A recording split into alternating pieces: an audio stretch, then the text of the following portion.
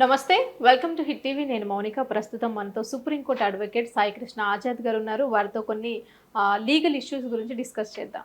నమస్తే సార్. నమస్తే అండి. సార్, అసలు డివోర్స్ అనేవి ఎన్ని రకాలుగా ఉంటాయి? అంటే డివోర్స్ అనేవి రకాలంటూ ఏముండవు. ఒకటే డైవర్స్ అనేది, ఒకటి విడాకులు అనేవి. ఓకే. అయితే మనం మామూలుగా చెప్పుకునే భాషలో లీగల్గా అంటూ ఏముండదు, కానీ మామూలుగా మనం చెప్పుకునే భాషలో 3 రకాలుగా మనం చెప్పుకోవచ్చు. అదేంటంటే, ఒకటి కంటెస్ట్ డైవర్స్ అంటాం. నేను చెప్తాను ఒకటి contest divorce, 2 mutual divorce, 3 X party divorce అంటాం.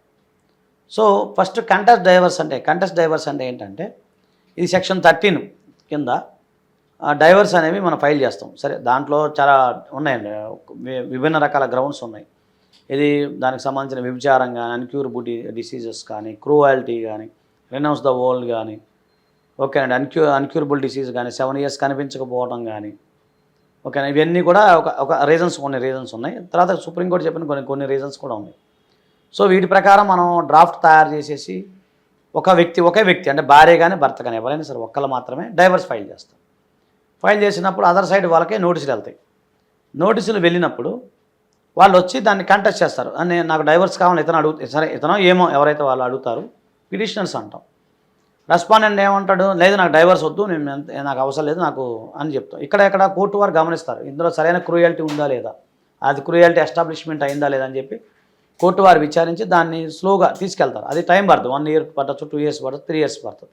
అదొకటి కంటెస్ట్ డైవర్స్ అంటాం. రెండోది మ్యూచువల్ డైవర్స్.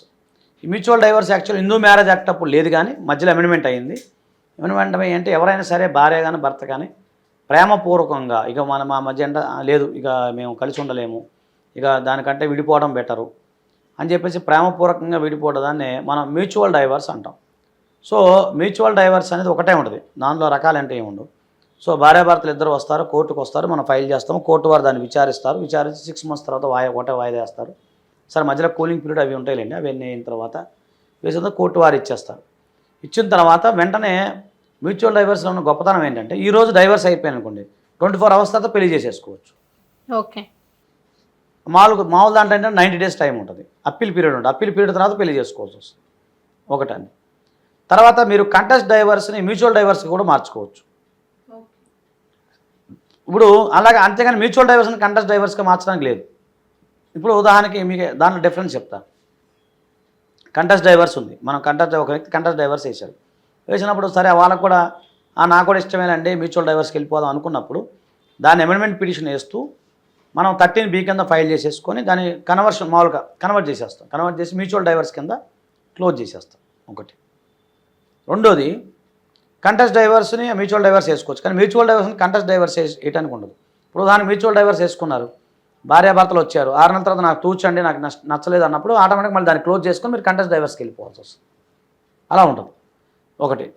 ఇంకా లాస్ట్ ఏంటంటే ఎక్స్ పార్టీ డిక్రీ అంటాం.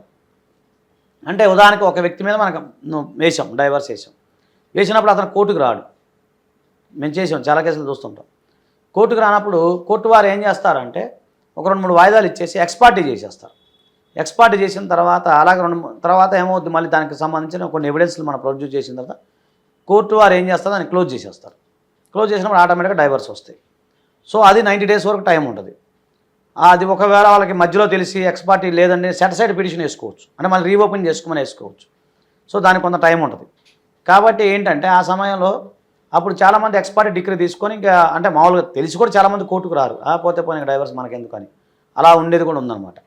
సో కాబట్టి ఏంటంటే ఈ 3 రకాలుగా మనం భావించవచ్చు. ఎక్స్ పార్టీ డిగ్రీ అనేది తీసుకొని అదే 90 days తర్వాత మీరు మ్యారేజ్ చేసుకోవచ్చు, ఇబ్బంది ఏం లేదు. Okay sir, thank you so much అండి. మేము అడిగిన ప్రశ్నలకి చాలా ఓపికగా సమాధానం చెప్పారు సార్. Thank you.